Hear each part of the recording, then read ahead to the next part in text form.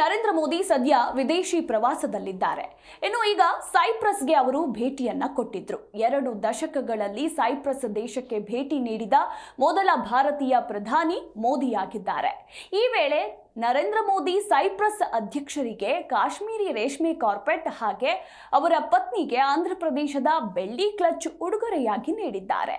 ಹೌದು, ಭಾರತೀಯ ಕರಕುಶಲತೆಯನ್ನ ವಿದೇಶಗಳಿಗೆ ತಲುಪಿಸುವ ನಿಟ್ಟಿನಲ್ಲಿ ಭಾರತೀಯ ಕುಸುರಿ ಕಲೆಯ ಈ ವಸ್ತುವನ್ನ ಮೋದಿ ನೀಡಿದ್ದಾರೆ.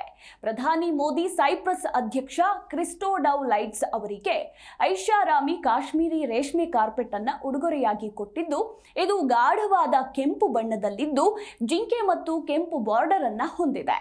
ಇದು ಕಾಶ್ಮೀರಿ ಕುಶಲಕರ್ಮಿಗಳ ಪರಂಪರೆಯನ್ನ ಪ್ರತಿನಿಧಿಸೋದಲ್ಲದೆ ಭಾರತೀಯ ಕರಕುಶಲತೆಯ ಸಂಕೇತವೂ ಕೂಡ ಆಗಿದೆ.